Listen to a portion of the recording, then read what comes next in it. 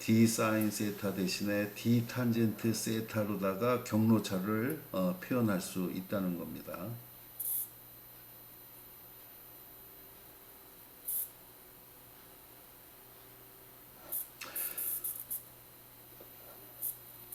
자, 그래서 보강 간섭이 일어나려면은 두 빛의 경로차 d 사인 세타가 파장의 정수배만큼 차이가 나면은 그 부분은 이렇게 밝은 무늬가 나타나게 됩니다.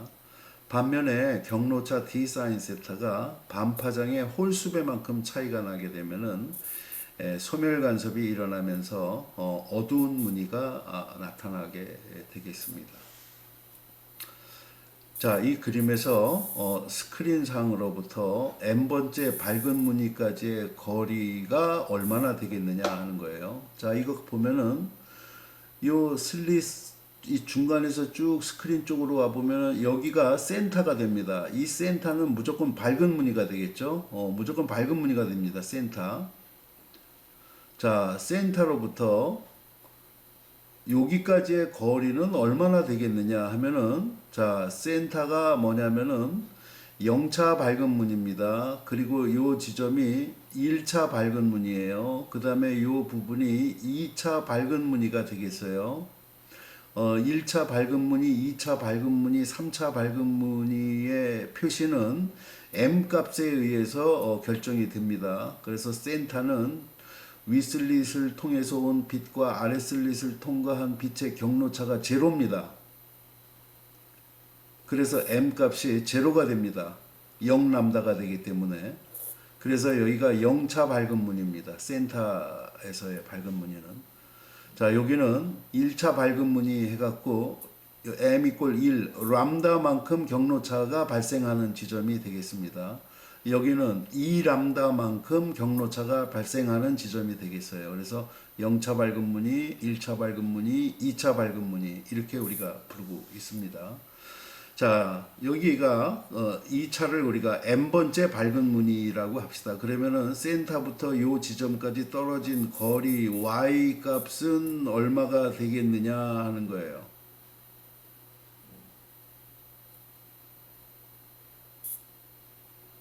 그러면은 우리 삼각함수 요 표현식에 의해서 여기부터 여기까지의 거리가 r이라고 했으니까 r 탄젠트 세타 값이 될 겁니다. 그러면은 여기부터 여기까지 2차 밝은 무늬까지의 거리가 될 겁니다.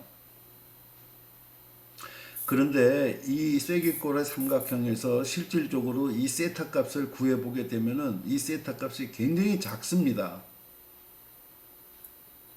자, 이 세타 값이 작을 경우에는 우리는 탄젠트 세타 값이나 사인 세타 값이나 세타 값이나 거의 비슷한 값이 됩니다.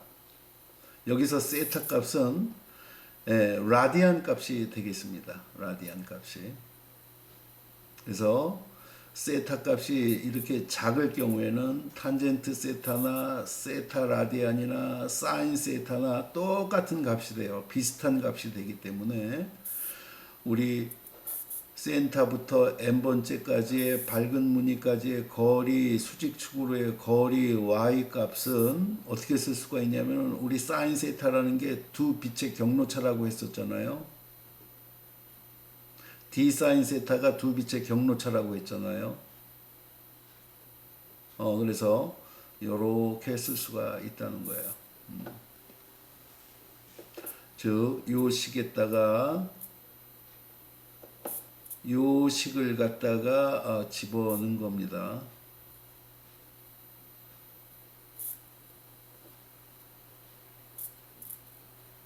자, 여기 식을 잘 보시면은 스크린부터 슬립부터 스크린까지의 거리가 길수록 그리고 스크린 사이의 간격이 좁을수록 밝은 무늬까지의 거리가 커진다는 걸 알 수가 있습니다. 그건 무슨 뜻이냐면은 어둡고 밝은 무늬를 명확하게 구분할 수 있다는 이야기입니다. 만약에 스크린까지의 거리가 짧고 이중 슬릿 사이의 간격 D가 크다면은 이 스크린상에서 어둡고 밝은 무늬가 겹쳐져서 어디가 밝고 어디가 어두운 무늬인가 명확하게 식별하기가 어렵다는 이야기예요. 그래서 이 토마스 영이 요 이중 슬릿 사이의 간격 D 값을 0.8mm로 좁게 한 이유가 바로 이 식에 담겨져 있습니다.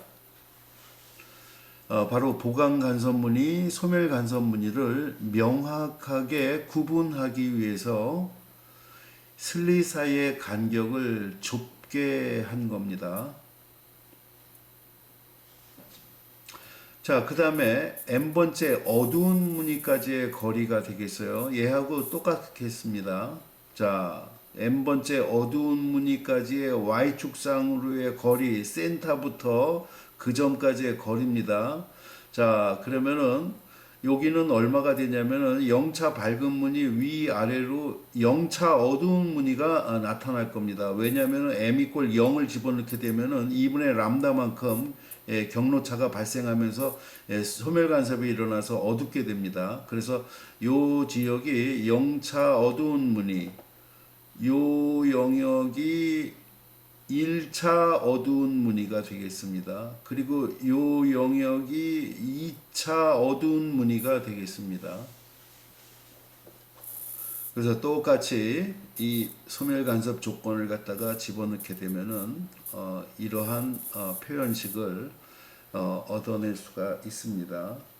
따라서 우리가 이 실험에서 R, D, YM을 우리가 사용하는 그 센티미터 자루다가 충분히 측정을 할 수가 있습니다.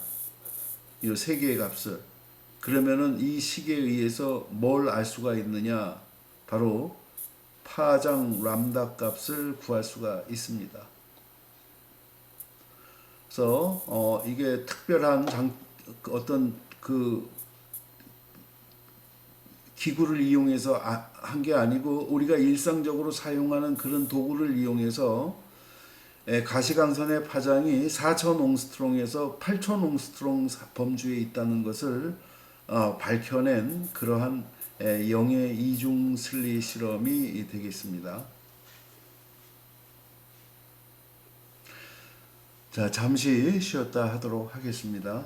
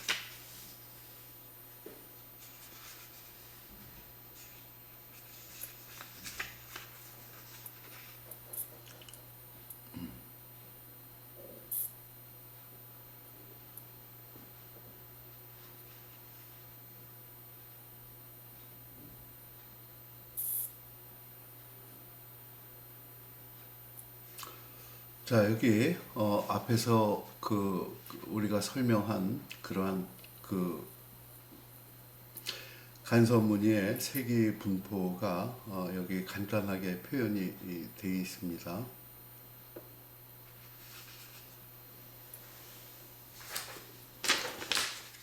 앞에서 설명한 이 페이퍼를 여러분들이 잘 이해하시기 바랍니다.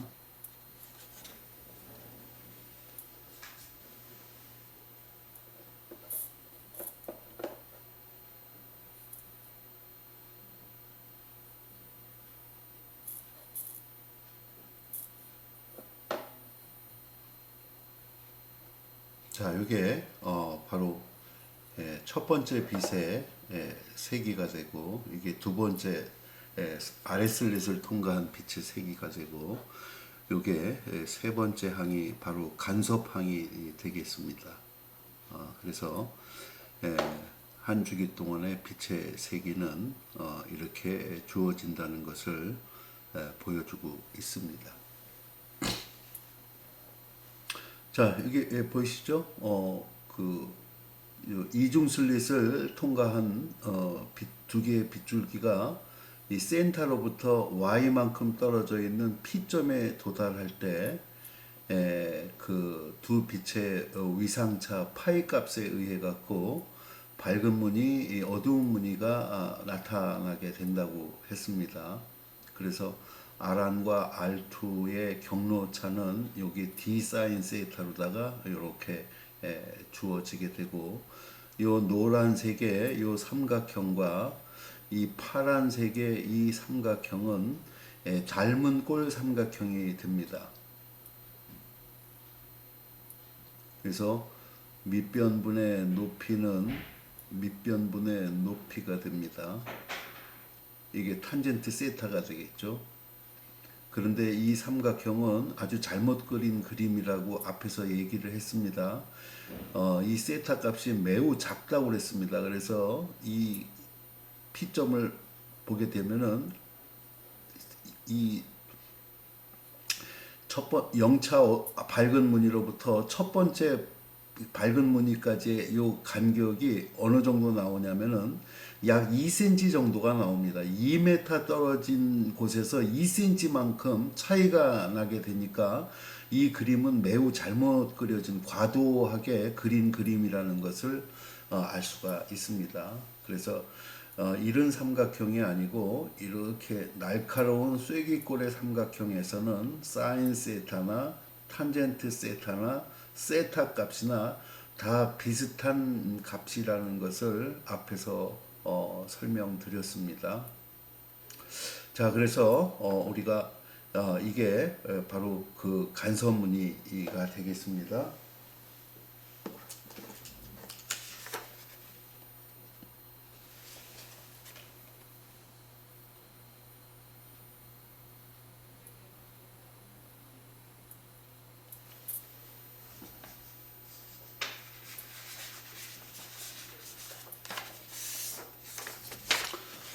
자, 이 간섭무늬를 좀 확대해서 그리면은 요런 그림이 될 겁니다.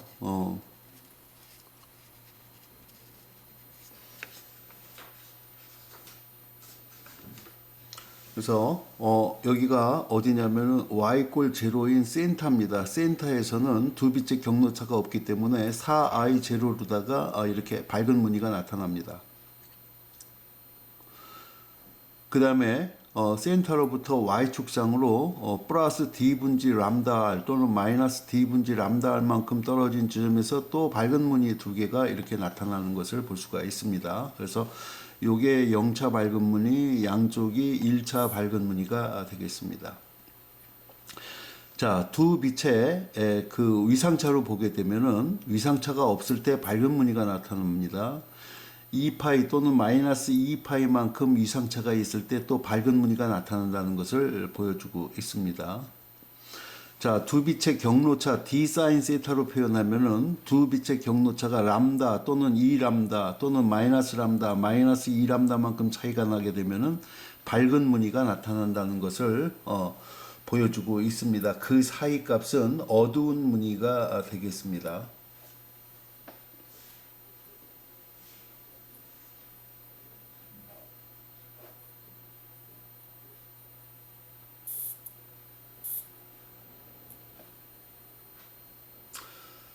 자, 잘 이해가 되셨을 거라고 생각합니다.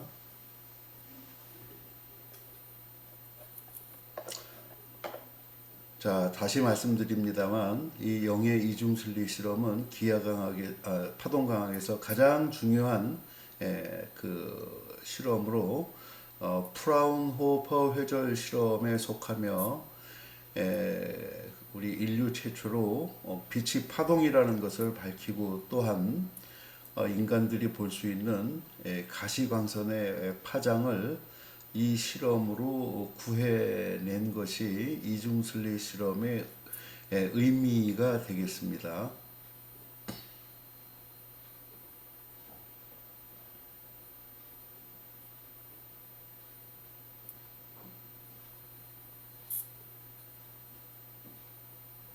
자, 여기 간단한 예제가 하나 있습니다.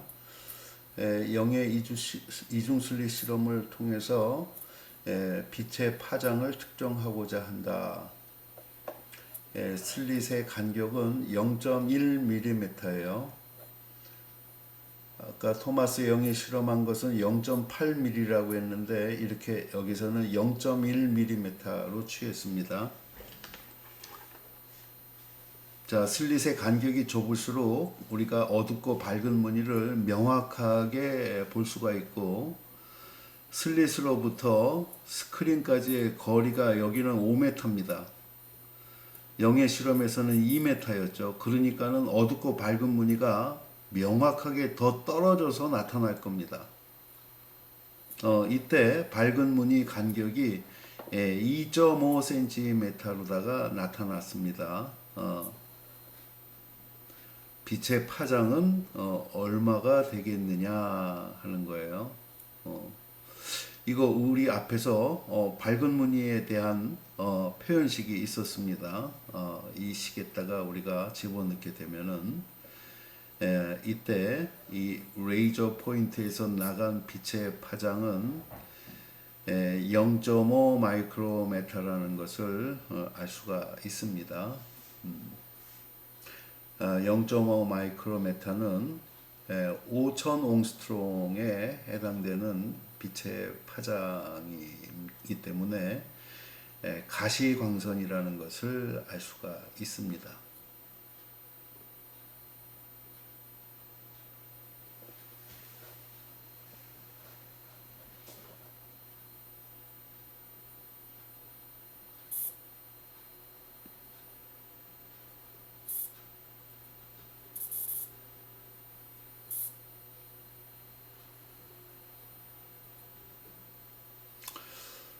자, 그다음에 이 방막에서의 간섭 현상이 있습니다.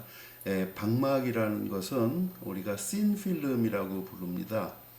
이 방막 얇은 막인데 얇은 막이라는 것은 1 마이크로메타 그러니까 10의 마이너스 6승메타보다 그 얇은 막을 우리가 방막이라고 하고 그것보다 두꺼운 막을 두꺼울 후자를 써서 후막이라고 부릅니다. 자, 여기서는 방막에서의 간섭 현상을 알아보는 시간이 되겠습니다. 자, 이거 보면은 자, 태양으로부터 빛이 와갖고 요 경계면에서 이렇게 반사된 빛이 눈으로 들어오고 있는 그러한 모양을 그리고 있습니다. 근데 이때 우리 눈으로 들어오는 빗줄기는 어떤 것들이냐면은 자, 이 공기와 방막 사이에서 반사되는 경계면에서 반사되는 빛과 일부는 이 경계면을 뚫고 이 방막과 이 기판 사이에서 또 반사되는 빛이 있겠죠. 그래서 이렇게 반사돼 갖고서는 굴절하면서 우리 눈으로 들어오는 이 두 개의 빗줄기가 우리 눈에 들어온다는 겁니다. 그래서 이 실험의 제목을 정확하게 표현하면은 얇은 막에서의 두 빗줄기의 그 반사광들의 간섭이라고 우리가 명확하게 표현할 수가 있겠습니다. 자, 이 그림은 뭐냐면은 그 비가 오고 난 다음 날 해가 떴을 때, 그 주유소 앞 또는 자동차 정비소 앞을 지나게 되면은 땅바닥에서 이른 저 무지개의 빛을 볼 수가 있습니다. 왜냐하면은 비가 오기 때문에 여기가 웅덩이인데 웅덩이에